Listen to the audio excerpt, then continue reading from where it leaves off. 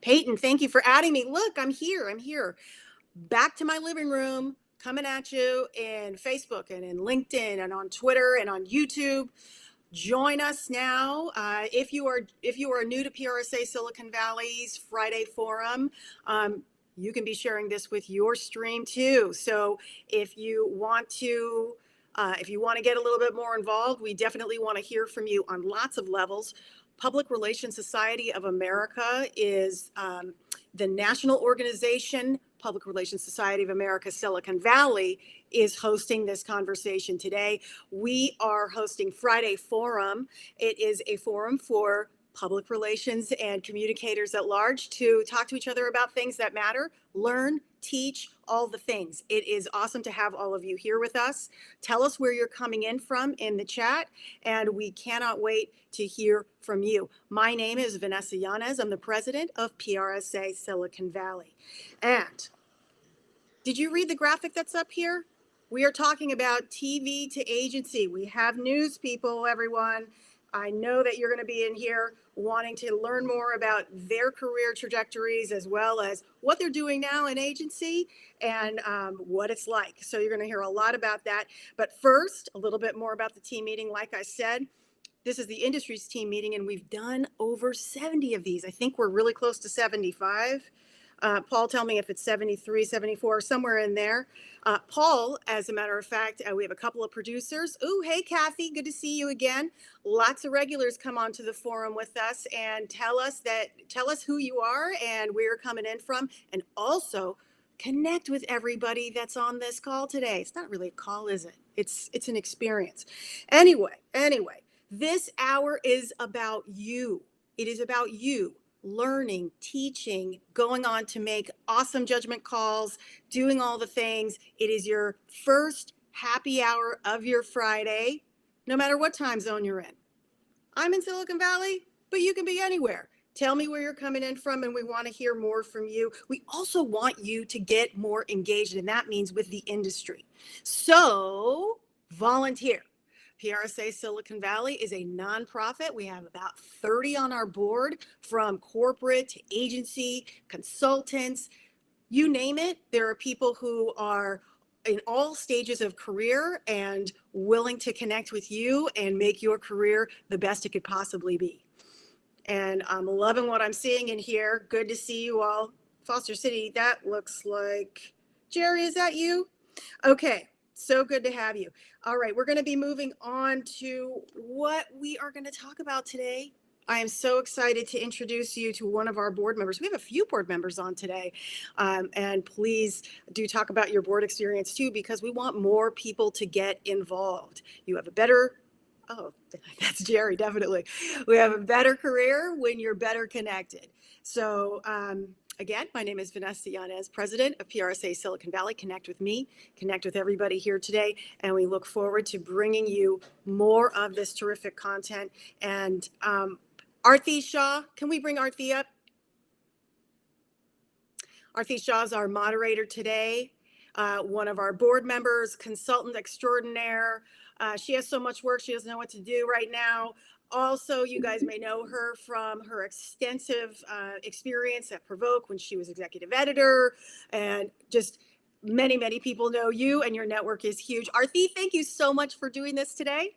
Thank you, Vanessa, and thank you for that very nice introduction. I'm very excited to be here as always. And thanks to everyone for joining. I see we have a lot of mostly Bay Area people right now. And I will, Vanessa, unless there's any housekeeping you need me to do, I will just launch into today's episode.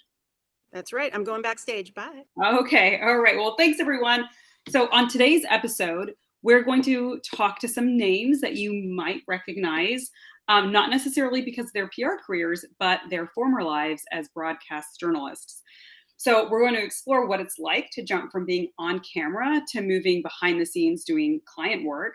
All of the talented former journalists we have on today's show all work at the same agency. They all work at Bospar. So we'll also talk to the Bospar's co-founder, Curtis Farrer, about his thinking behind sort of building what appears to be sort of a mini broadcast newsroom within the agency.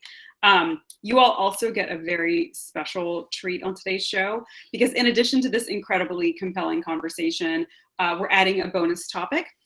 So with the PR Week Awards next week, in which I believe Bospar has 6 nominations, Curtis will correct me if I'm wrong, with the Cannes Lions deadline quickly approaching next month, awards are on everyone's minds. So we're going to spend the last 10 or 15 minutes talking to Curtis about his award strategy.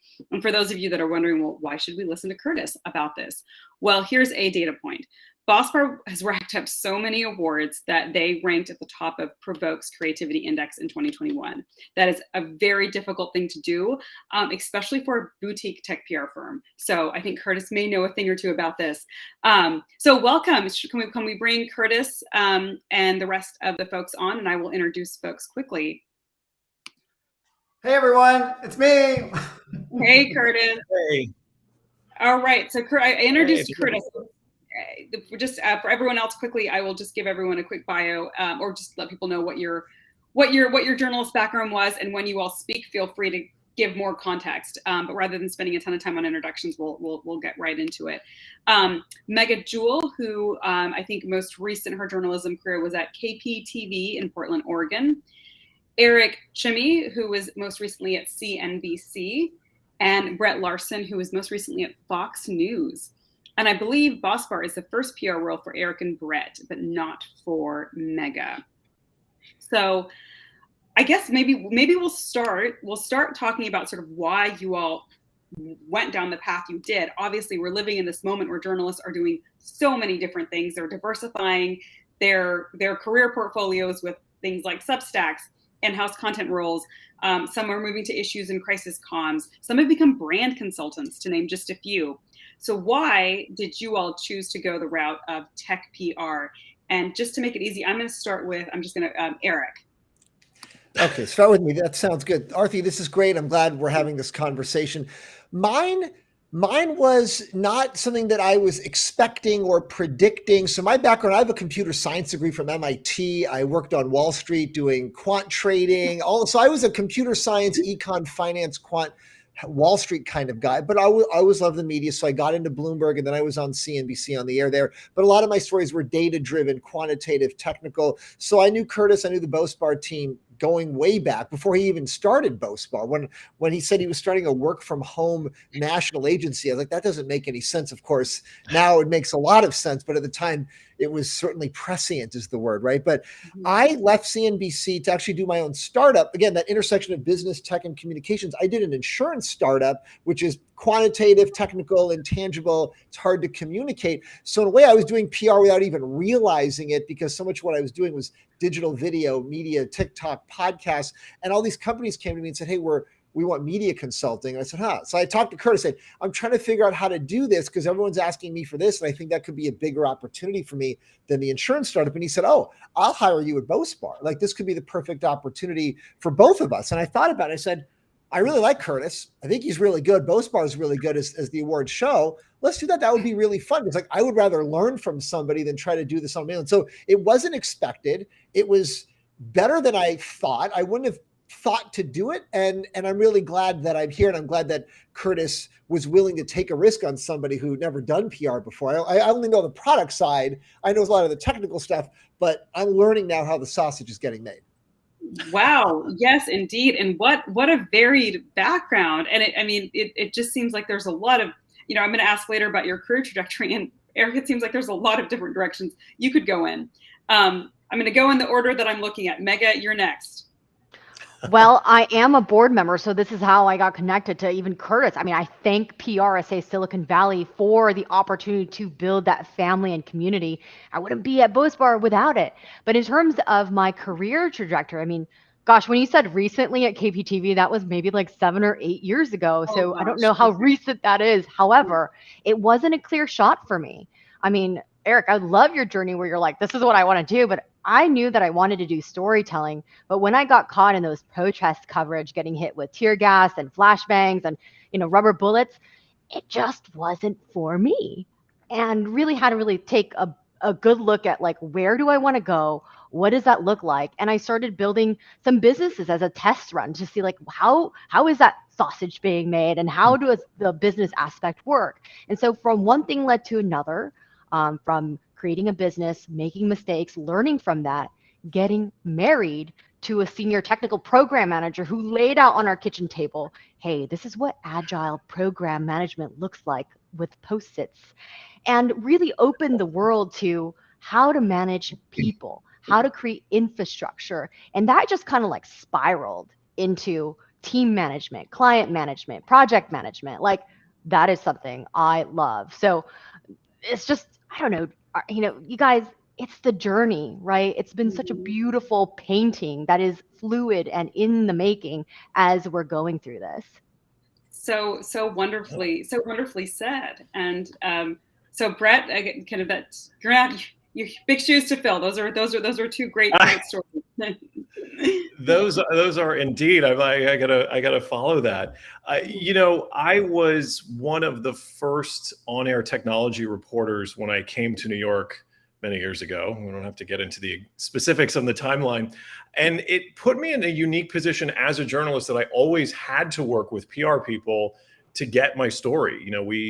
It wasn't like I ran up to a building that was on fire and stuck a microphone in someone's face to talk about the newest iPhone. I had to coordinate with people at Apple, or I had to talk to people at Microsoft or Sony or dozens of other small startups.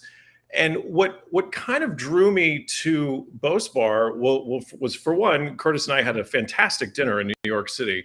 And I was talking to him about my desire to get into public relations, to leave broadcasting behind. As you can imagine, over the past few years, working in an active newsroom during COVID, January 6th, the contentious presidential election, and all the things that came before, after, and around that, it became very taxing. So it was always something in the back of my mind that I thought, I want to do this. I think this is something I could do with the skill set that I have. And back to the dinner with Curtis, we had this great conversation, and he explained it all to me in very simple. No, he was not hiding anything from me. He put it all very bluntly. And I thought, I'm going to go ahead and give this a shot, because over the past several years, I was pitching myself as the story. I was pitching my ideas as the story. I was trying to work with editors and producers and executive producers to get my stories on air. I was finding myself very frustrated by what a lot of the technology startups and technology companies were doing in the space, in the media space. They seemed to really be struggling to tell their story, tell that story to a consumer audience, tell your story to a business-to-business audience. I worked with a lot of startups when I was at Fox, and that was always my favorite thing, to get in there when it's a group of 2 or 3 people and they've got this great idea, but they can only explain it to each other. I love that Bospar had all of these technology companies that they were working with. A lot of them are startups, and it was great once I started to just kind of dig in and say, all right, what are these guys doing? What are these people doing? I should say, what are these people doing? How can I help them? How can I help them tell their story, as opposed to helping myself tell somebody else's story? Why not just put it out there and help other people do that? So it's been pretty great. Yeah, a common thread I noticed with all 3 of you, and to plug Vanessa and PRSA, is networking, right? I mean, Eric, you knew Curtis. Brett, you had a career-changing dinner with Curtis, and Mega, you had mentioned that it was through PRSA. It sounds like perhaps you even connected with Curtis. So yeah, that's a plug for the importance of having a well-networked ecosystem that you can tap into, especially when you're looking to make career transitions. So Brett, I'm going to actually start with you on this next question, because I think you came at this with the least amount of information. What was your biggest surprise coming to the agency side? Like, what did PR people do that you were just like, oh, wow, that's part of the job description? That was always the question that I had. Other than my experience with PR people was getting a pitch from them. It's here's the pitch. Here's what we want to tell you. Here's where we go. Again, back to Bospar, what I always loved about working with Curtis and his team was, it wasn't just that. It was, here's the pitch. Here's some data. Here's some data that'll be helpful for you telling the story. Here's someone I can set up for you to interview. I guess I didn't realize just how much of the heavy lifting PR people can do for journalists. Sure, we can throw out a pitch. I could crank one out right now if one of our clients said, here's the message that we want. We just got a C round of funding. Okay, yeah, I can do that. They could do that. But what struck me was by the amount of heavy lifting, and B, the amount of storytelling that we still get to do as PR people. I mean, as Mega said, I wanted to be a storyteller. That's why I got into the business that I got into. And that's been the fun part. It's also been it's a different way of storytelling because you reach other journalists. So it's no longer you're writing for the ear, you're writing for the audience, you're writing for the CNN audience, the CBS audience, the Fox audience. You're writing for other journalists and you're trying to get their attention as quickly as possible. So I would say that was the biggest challenge at first.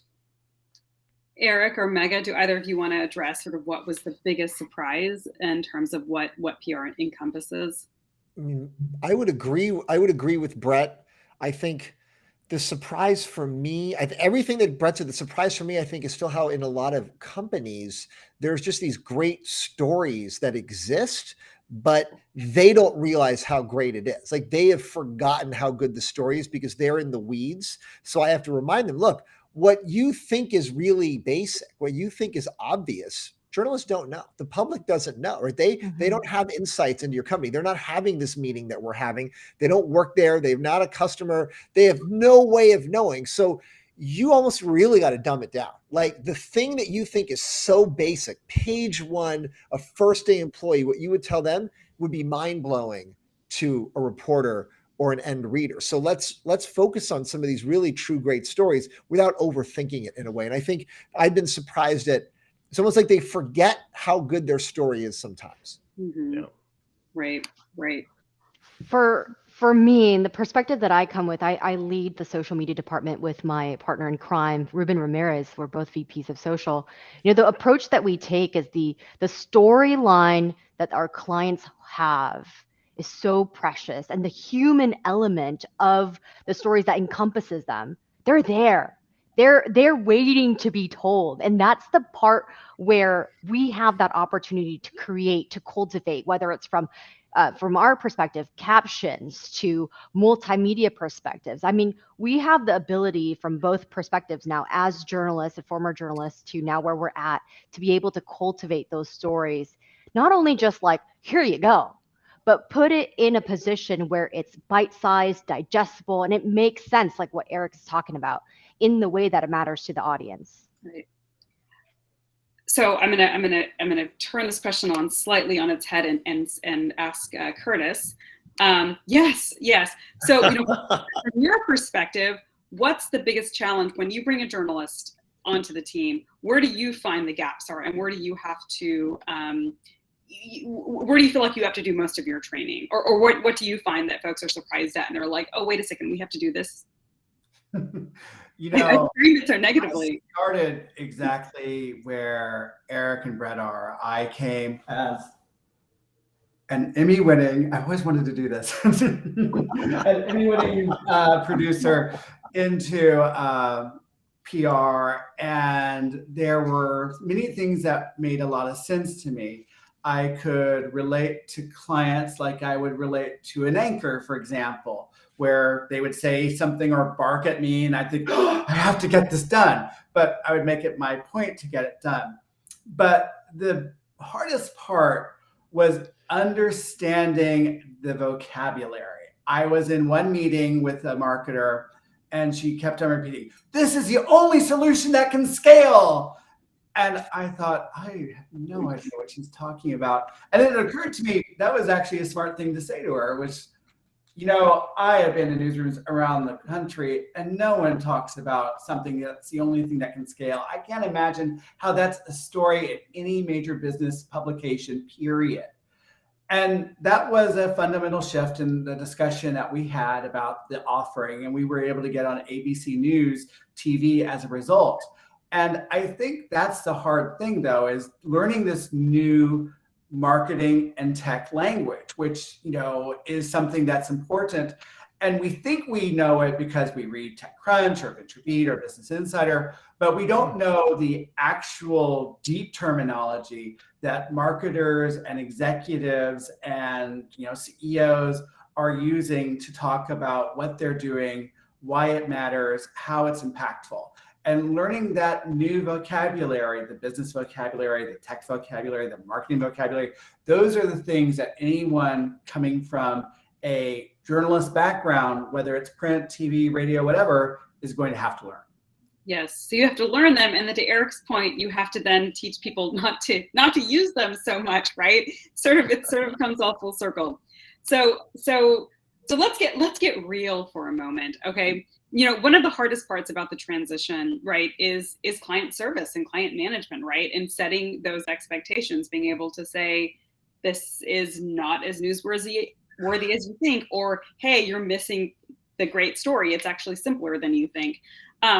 Do any of you want to share a story that illuminates sort of how challenging this can be, and something that hopefully will be relatable to our audience? Because I know this is, from having talked to people in this industry for over a decade, this is the big pain point. So does anyone want to share a story? Oh, Brett, you look excited. I think Eric and I could probably do dueling stories on this. That is a tough one. That is a really tough situation to be put into, because you don't want to upset the client. You want them to be happy and you want to help them. But yeah, sometimes they come to the table and say, we are super excited about this widget, WYSIWYG, whatchamacallit, and it's going to change the printer landscape. And you're just thinking, and we want to be on the cover of the Wall Street Journal. And you just scratch your head and think, there is no possible way we're going to get you on the cover of the Wall Street Journal unless we hire like a team of people to go put stickers on the cover of the Wall Street Journal with your story on it, which is not a bad idea. But it's hard. But I think, and I'm going to let Eric speak to this as well, I think that goes back to that. Tell me something else. Tell me something more. Who's using this? Who's your customer? Who's making use of this product? And let's see, maybe there's a news angle here. We've had a lot of luck with finding a news angle to something, and that sort of being the on-ramp to coverage. Right. Yeah, I would say I try to use a supply and demand analogy. Look, the reporters are demanding certain things. If you think about the demand for information, the demand for content, this is what we know is going to get written about, is going to get on TV covered. We know what the demand is. So you have to decide as a company, as a client, if you're willing to supply it. If you're not willing to supply it, that's fine, but you're not going to get on it. You're not going to get covered. What you may want to offer may not fit their demand. So it's really a supply demand. They're like, yeah, your story's great to you, but if you open up these publications, show me where in these publications they're writing anything that looks like what you're talking about. So if it doesn't match, it's not like I'm saying this is a good or bad idea. I'm just telling you this is what's on the menu, and you got to just be part of that, and it's your choice. So that's been there, without naming names, without getting into too many details, there's been some challenging conversations about, hey, well, we've got this great announcement. And it's like, in my career, I never wrote a story about something that looked like this. It just never happened, because you're forgetting that there's 25 reporters in a newsroom. They're each getting 100 pitches a day. There's only one story a day that they can do. Some of those stories don't even get published or on the air anywhere because their editor is weeding out things. The editor is someone you've never met. You don't know who the editor is. They don't even have the time of day. They don't care about your story or your pitch. They're moving on within a couple of seconds. So if it's not crystal clear what it is, and if it's not crystal clear, it's part of their news cycle and part of what they want, they're just going to move on. So trying to explain that to companies who've spent weeks and months and hours and meetings to try to get this down, it's like, well, if it doesn't fit, it's sort of like the Wall Street Journal is a good example. I use a different example. There's the tennis channel and there's the golf channel. You can be the greatest golfer in the world. You will never get on the tennis channel, right? And you can be Roger Federer and you're never getting on the golf channel because they just don't cover it. So it's sort of like that. Like, you may want to be in the Wall Street Journal, but they literally don't cover what you do. So you're just going to have to find another way of inserting your story through data, or give me a quote, give me something that I am talking about. So can I ask, how do you guys handle, I can imagine two probably really frustrating situations that you all find yourselves in, and how do you handle that? A, do clients ask you, can't you just call your buddy up at CNBC, or can't you call your buddy up at Fox News and get us in? Number one. And number two, do they try to tell you what should be on CNBC or on Fox and say, well, I don't understand. Like this to me seems like a great. Yeah. So how do you both of those things happen. My wife is a host on CNBC. She's on the air right now, I think. She hosts her own show. And so we talk about this at home. The stories that she wants to do can't even get on her own show that she is the anchor of. So forget knowing anybody. Yeah. We as reporters couldn't even get on ourselves working there half the time, because President Trump tweeted something. It's breaking news. Carlos Ghosn, who's one of the most famous CEOs in the world, he was getting bumped from CNBC because we got the markets moving. Can't have Carlos Ghosn. So the guy that's like a worldwide fugitive and a famous car CEO can't get on, your tiny company is not going to get on. And yeah, they do say, well, why aren't they covering this? It's like, I don't know what to tell you, but they don't. And yeah, you have these conversations, and sometimes you're sort of like in the twilight zone a little bit. But then I think about, we're in client service now. We're not journalists. I think about, what's the example Curtis is setting? Curtis has that Emmy, but he's not in that business anymore. We're not in that business anymore. So we do have to button it up. But we do have to just be very calm about, like, look, this is how it works. This is the process. Here's some examples. It's not really about who you know. They are really doing these stories based on merit. They are doing these stories based on the length of it, what fits, how the markets look today, what the news cycle is. It doesn't matter who you know in a lot of these cases. It's really about buttoning up for them. But I'm sure Brett has his version of that answer as well. I do. I mean, because I have had this same conversation multiple times. I usually share a personal anecdote of my time at Fox. When I was working with Fox Business, I had an opportunity for an exclusive interview with Apple's COO, and they wouldn't let me do it. And it went on for weeks, and back and forth we went about, well, what if we did this, and we'll put you in this factory, we'll give you access to this, and it was literally one of the VPs at Fox was at an Apple event, happened to get a sit down with Tim Cook, who said, hey, we pitched this story to you guys. Why aren't you doing the story? And then they did the story. So it's that sort of, and it's not to say, hey, look at me. Tim Cook said, do a story with Brett Larson, because that's not really how it, the specifics of how it went down. But it's that it took that level of effort to get a story on Fox Business. And this is the largest company in the world. So you can imagine, not being the largest company in the world, not being one of the letters in FANG, not a lot of, you can't turn around and have the entire media ecosystem talk about you. So it is a difficult conversation, but yeah, as Eric said, we are in client services now. So then it just becomes, well, tell me more, talk to me more. We have a client that has a very specific computer product, and I spent 45 minutes on the phone on a Zoom call rather, with one of their people to say, I want you to start at the very beginning of everything. Tell me everything you have.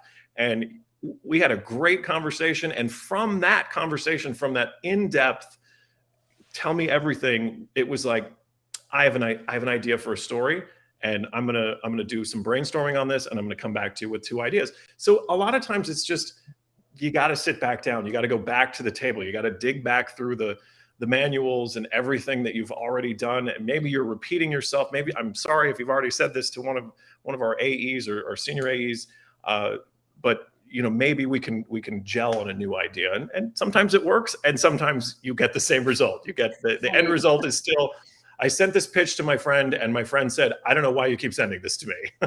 Yeah. No, that's one of the most, I think, frustrating, even for PR people, right? I mean, just like, who do you know at this publication? How close are you?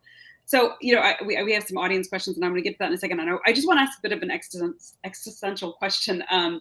And for all 3 of you, I mean, Curtis, you could even answer, since, you're still obviously feel connected to your broadcast life. Do you all think of yourselves as journalists still, at least to some degree? At heart. Mega, you said Yeah, at heart. Yeah. At heart. I mean, those foundational things of how do you be resourceful? Why the hell should anybody care on the other side? Those are really important questions to tell a story. You know, the who, what, when, where, why type of thing, like, and how. So absolutely, but it's a different perspective, it's a different shift, and it's a different way of managing. But absolutely, I think those journalism foundations make me who I am and what I do today. Mm-hmm. I'm the president of the San Francisco Press Club. It's a journalism organization. Yep.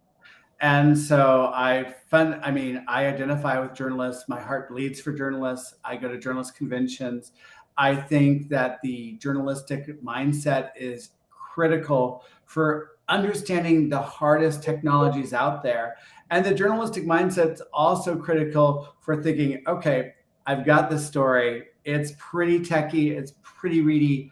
How can I make this interesting to an audience? Because nothing prepares you for storytelling quite like being the weekend assignment manager in Toledo, Ohio, where nothing's going on and you got to find something to make sense and interesting to someone else. And when you sit there in Toledo, Ohio, and you're thinking, Lord, nothing is happening in the city except another fly dying. That's when you start really getting creative about storytelling. And that, I've always channeled that when I'm thinking, okay, how can I make this story sing? And I came up with the idea about being politely pushy on the idea that sometimes you can't take no for an answer, but you don't want to get blocked either. Yeah. Mm-hmm. Yes. That is a fine art, which we should have a whole other discussion on, the art of pushing without getting blocked. So Brett and Eric, I noticed both of you were nodding, so I think you guys still similarly consider yourselves journalists at your core. Yeah. And you all are so much newer you all are so much fresher, so it's probably, I think it's like Mega said. It's like a mindset. It's an approach for how you do things. Or look, I'm also an engineer at heart, right? My background is an engineer. So I sort of think of myself as both, and I haven't done engineering in many years, but I still think of that as well. So I think it's about a mindset. It's about how you look at the world, how you piece things together. What are the components that run in your head? Right. Like, what are like the A, B, and C items I need to make this a thing? And I think journalism experience and training certainly it's just there. Like, it doesn't go away, right? It's just in you. You've done it for so long that's how you see the world. Right. Yes, I like that. That's how you see the world. Yeah, I mean, you can't. We've all heard the joke of you can take but it's you can take the person out of the newsroom, but you can't take the newsroom out of the person. It is. I wouldn't say it's a way of life, because that sounds a little too. But it is a way you train yourself to think. You train yourself to look at the situation, look at the facts, understand the scenario, find the story there to tell. So I don't think that ever goes away. I think it would be a good foundation just in terms of just critical thinking. It's just part of that. We are observers of the world, and I always felt like as a journalist it was that much more important that we had to pay closer attention to everything going on. So I definitely think it stays there, and we still are storytellers. We're just storytellers for different people now. Right. Well, I want to get to Kathy's question here, which is a good one, and it's one that I would love to hear y'all's perspectives on. Thoughts on the trend of buying native content when you can't get editorial coverage, and what are the implications for the future of PR? Who wants to take a stab at this one first? I'll take a stab at this. All right, Curtis. I think that there is definitely a place for paid content. And I think that there are, really good channels. And I also think that there are good quasi pay for play opportunities like, Forbes and Fast Company.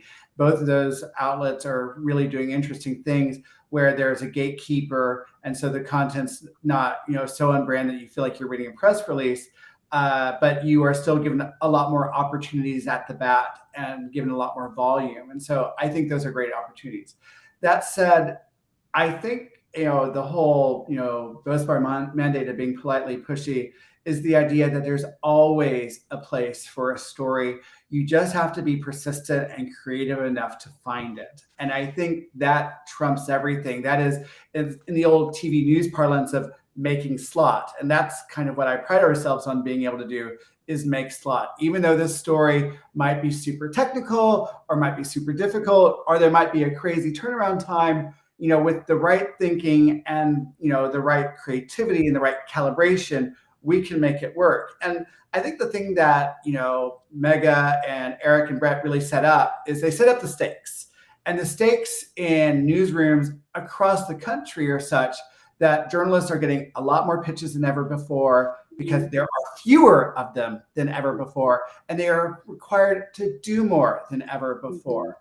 And so the stakes are that, yes, but that does not mean that a story is impossible, or that any PR person should be like, well, I guess it's just too hard to place a story. I guess I should just file my nails and feel bad for myself. I mean, no. The thing is that there's always a way to take a story like that and make it bigger. And generally, one of the first pieces of advice that I give clients when they have come to me and said, hey, how do I get my message heard, is that I think people have to reinterpret the audience and the sort of media that work for them.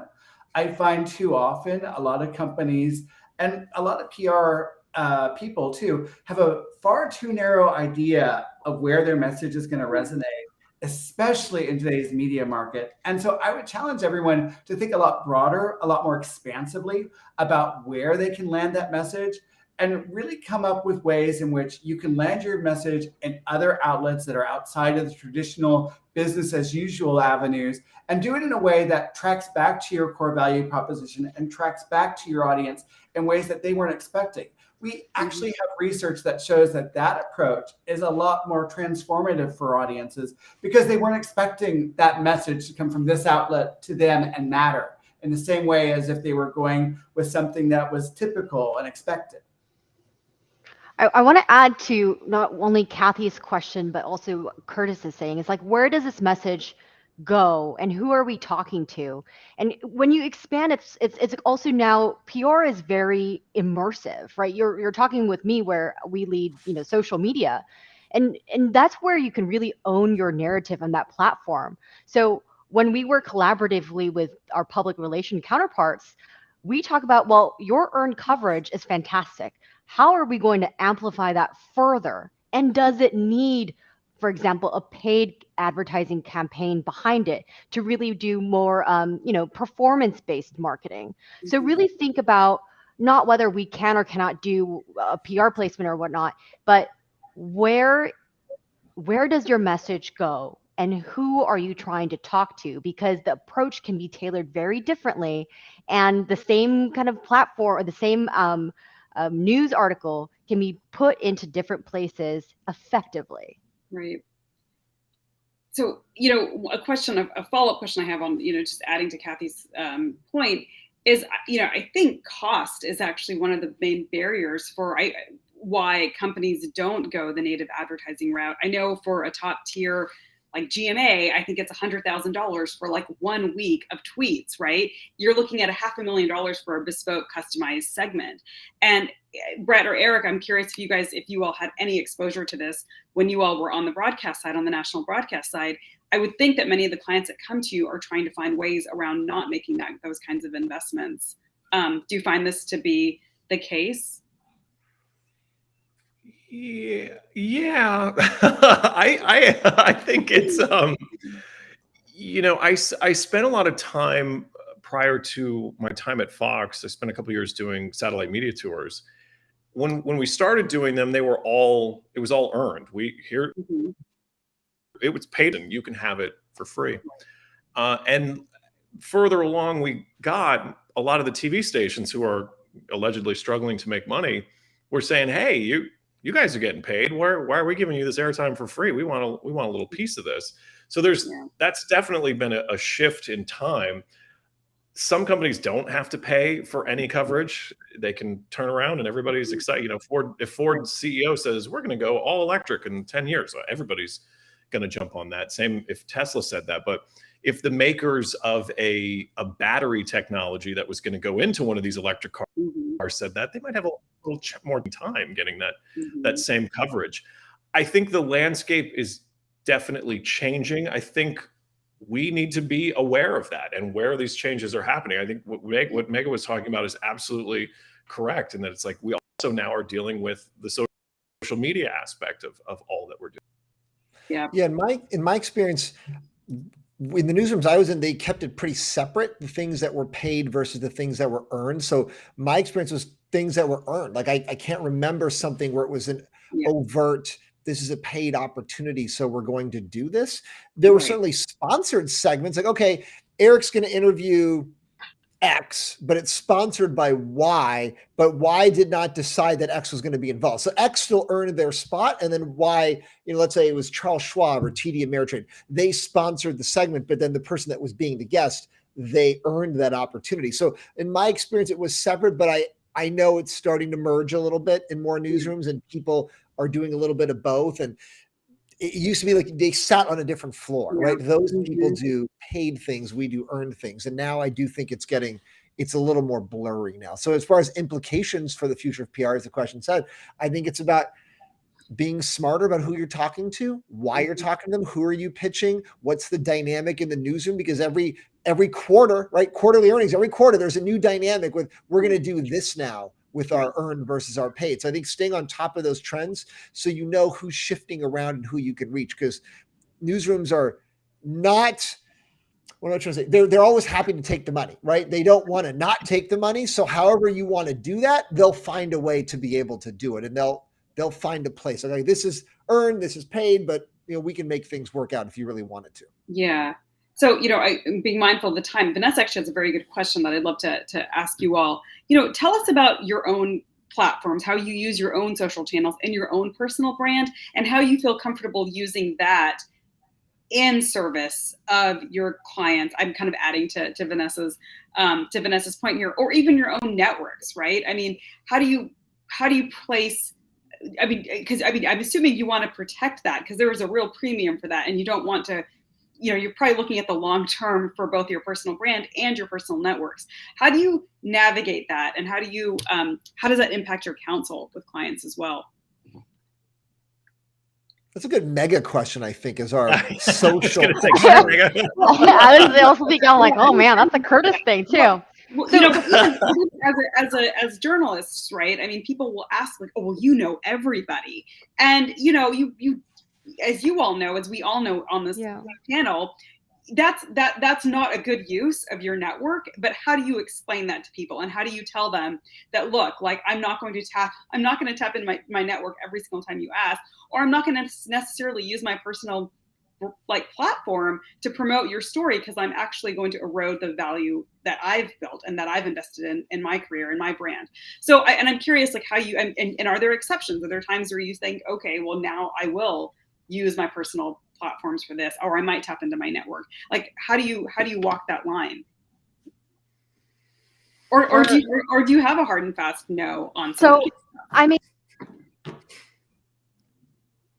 and I am slightly personally invested in this, because I get this question a lot myself. Well, Arthi, can let us tap your entire network for this? And I'm like, yeah, that's not what I want to do. So I personally want to know how you guys manage. I'm slutty. I am absolutely slutty with my network. Okay. I have no qualms. People know what I'm, that I work in PR for a bunch of clients, and that they all are looking, to make noise. And so I have no compunction and no like, oh, no, I'm too good for that. No. Once we're, working together, it's obvious that I am, representing you, and I'm here to make magic happen. Okay. And so I can't imagine in my wildest dreams where I would say to someone, oh, no, I'm not going to do that. I feel bad about that, because I have like a level of hypocrisy.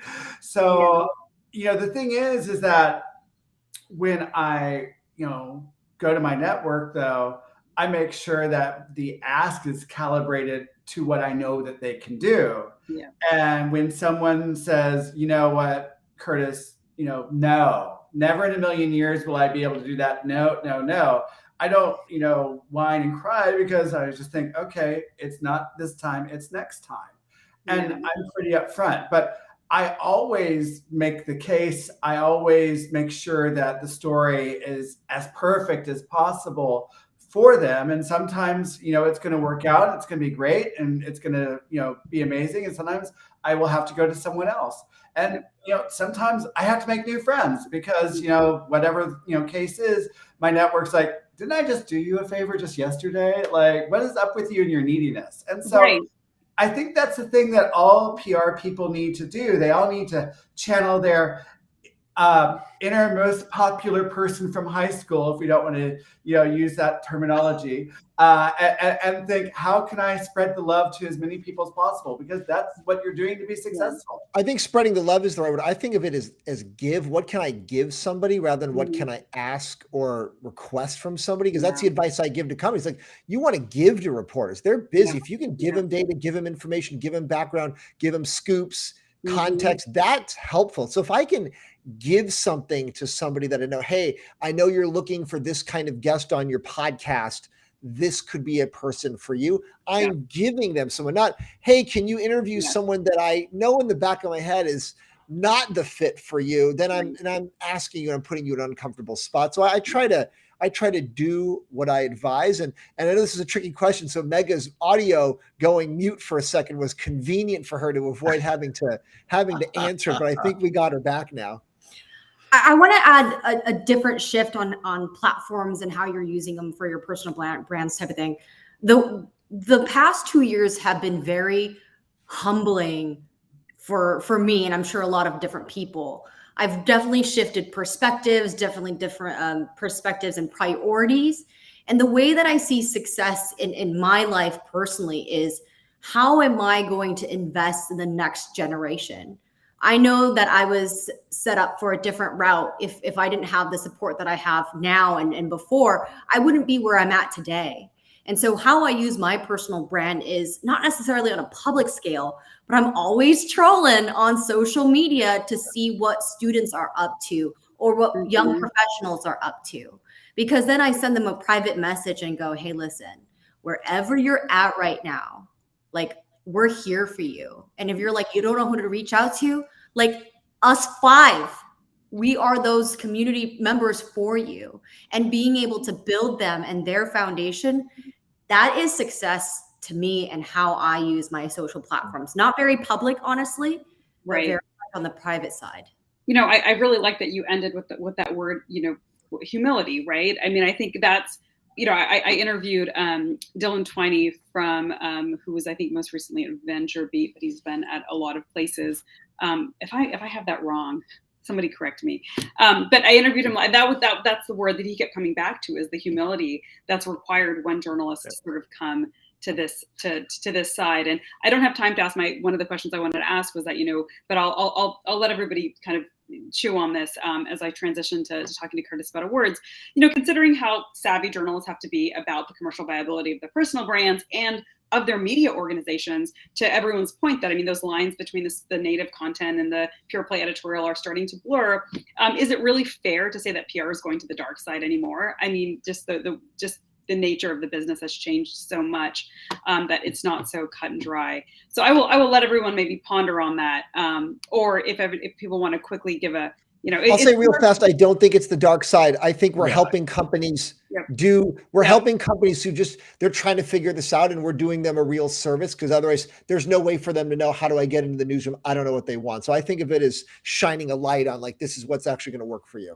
That, thank you. Because I find that quite annoying when people call it the dark side as well.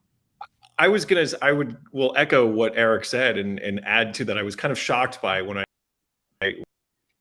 I came here, people were saying, oh, you've come to the dark side. It's like, what's dark? We work with nonprofits. We do work for people and organizations. We help companies let the world know about what it is they're doing. And that I don't see that as doing something bad. It's not like we're clubbing baby seals or something on the weekends with a hatchet or something. We're not doing terrible, we're sacrificing things at the altar of PR. None of these things are happening. So I don't see that's anything that we're doing is the dark side. Well, maybe not at Bospar, but there is some, you don't have to look that far to see that some PR agencies and communicators have gotten into some trouble for some nefarious things that they've done. But okay, so on that note, maybe we should switch gears to Curtis. But before we do that, I want to thank Mega, Brett, and Eric. My gosh, you guys were so engaging. It's hard to believe we didn't even do a dress rehearsal for this, you guys. This is how good they all are. They're just natural. So thank you all. Thank you for your Thanks, time. Arthi. Yep. Yeah, thank you. Thanks. All right, Curtis. Just you and me. Just you and me. Just us. Let's talk about awards. So I want to reiterate again why Curtis is somebody you should listen to about awards. Curtis, you probably have the stats better than I do. Do you want to tell the audience what kind of year you guys had around awards? We had, well, first of all, take a look. I've kind of, decorated accordingly, thinking you guys would be here. And I think that we have had an incredible year. I would say that the distinction that has meant so much to me was the fact that we were named pound per pound the most creative agency in North America. And that reflects both the work we've done and the awards we've won, which are two kind of separate categories in a way, because there is, doing the work and then there's being recognized for it. And getting recognized for the work is so much harder because it's a super thoughtful process where you have to really congeal and direct everything into a submission. And, you and I have read submissions and some of them have been like, oh, you're kidding me, or I don't believe this. And so I think that the big thing is that a lot of people who are looking to get noticed for their work are not putting their best foot forward. And it starts in so many things. It starts, for me, the killer is in the video. And I think I've raged to you about this because a lot of people will assemble this video in the expectation that I want to read a video. Yeah. It is the oddest thing I have ever seen. Yeah. And when I think about juries and when I think about the actual live juries that I've been in where people are watching these videos, people are distracted. They're checking their cell phone. They're probably eating something as they're going through all these.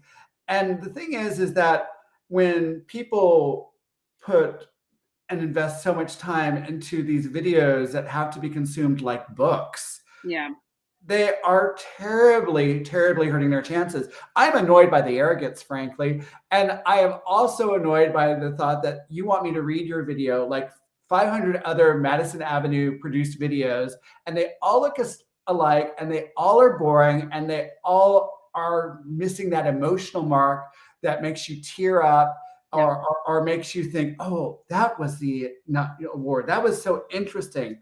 And I think that's the thing, is that a lot of these are cookie cutter in such a way as to be devoid of the emotion that's going to leave a mark. Yeah, I think that emotional piece is key. I think that the brand film can be hugely powerful if deployed in the right way.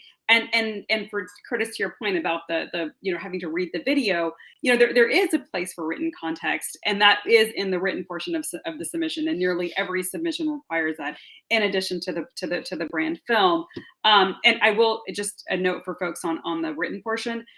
Less is more. Less is more. You don't know. Yes, as Curtis can attest to. These judges are reading sometimes hundreds of entries, and they really don't. You 10-point font. Getting rid of the margins just to adhere to the page count doesn't work. People's eyes glaze over. And on that note, so Curtis, some of the agencies that do awards the best. And judges bemoan this in every jury session is, well, they have a whole apparatus, they have a dedicated person and resources and a team. That does help. Like I will say, agencies many agencies that have allocated those resources, it shows in the quality of their submissions. So Curtis, at an agency like Bospar, because you guys aren't, you're not one of the mega holding group firms, how do you allocate time and resources to awards? Isn't that what weekends are for? Oh, that is not the answer that your teams that wanted to hear, Curtis. But that's what I'm doing. What I'm doing is I am looking at all the plans, I'm looking at the documents, and a lot of times, nearly all the times, I'm writing the first draft or I'm writing the entry, and I'm thinking like a super cynical, tired, bored juror and thinking, is this cool? Is this interesting? Why should I care? Yep. And I try to think about all the things that, a juror who would not be like me would think. I have been in jury pools where one woman said, if I'm watching one of these videos or if I'm reading it and it doesn't, mention someone of color or it doesn't showcase someone of color, I'm immediately thinking, is this really a entry that's ready for the times? Yeah. I think that's really good advice. And like me as a cisgendered white dude may not get that as well, but that's part of like really thinking outside yourself and thinking about what other people are looking for. Yeah. And so I approach these entries not just humility, but fear and trembling, thinking that I'm having to appeal to a whole bunch of people that I may not know. And so I'm trying to think, what are the things that are going to interest them and what are the things that are not? Yeah. And I think that this point should I don't want it to be overlooked, is this idea that Curtis, you are involved and you are writing the first drafts, because the judges can tell when it's been pushed down. And when it's someone more junior, they don't know what the real story is, and that's when they cram everything in, because they don't know how to distill down to what are the points that are really going to resonate. It's always, to me, a telltale marker that somebody who was less experienced work on the entry when it just includes every, like the 10-point fonts, right? Just so you can squeeze in every little detail, because you weren't able to zoom out and think about what is the big picture, what's the big emotional gut punch, and what's the impact, the business metric that's really going to make the judges say, why, I wish I thought of that. And that's really the emotion you want to elicit, is you want the judges to say, my goodness, I wish I had thought of that. So yes. I would add to that you mentioned 10-point font. I would add white space. I think not enough people know how to hit the return key. Yes, and yes. just like have me like track and look at something. So it's just like a sentence, a short sentence. People write these long run-on sentences, or the absolute worst is when they copy boilerplate and paste that in. Yes. And you're like, oh, I think we're getting the time to move on. I think Vanessa is like, saying, hey guys, wrap it up. Oh, is that, well, okay. Well, can I just say one last thing? Because it actually is important, what you said about inclusion in these entries. And this counts more and more. I have, it's not a one-off that Curtis is saying. When someone says that if the entry doesn't speak to them, it does get dinged. I've had a white male say in one of my jury sessions, say, this is like, he's like, I'm tired of hearing guys like me and guys like me being centered. I'm ousting this. I've had women, when, if there's a cleaning product and it's marketed just to quote the busy mom, women push back on it. They're like, why are marketers constantly telling us that we are the ones that are responsible for all of the domestic responsibility in the house? So yes, think about that when you put in your entries, and it's a point worth noting. And I think that now we are at 11:59. So I think, and Curtis, you're right. We should have. We'll have to have another Friday forum. Again. Yes. Just awards politely pushy. We've come up with, like, Vanessa, we came up with like 3 new topics for you. I love that so much. There's so much more we need to do. So thank you so much, Arthi team. We've learned so much today, and we've got to talk about what's happening, because we're going on next week. Peyton, pick for next week. March 18th week, job hunting strategy resource and support. We have Jasmine Eusebiative at Highwire, also David Vosbrink, who is well-known communications counsel. You may know him from the San Jose airport. He's been working with the city of San Jose for decades. He has a lot of really good advice for you. Join us for that. And the following week, we are doing, and Peyton, let's show that graphic too, please, before we go. There's one before it. There is a co-led event that we are doing with the Puget Sound chapter, and it will be on diversity, equity, and inclusion. So more to come on that. Looking forward to seeing you again next week on all the social channels. Just join those, go to our pages. You will find us. Look for that, and we look forward to seeing you all next week. Thanks for joining us. Bye, everybody.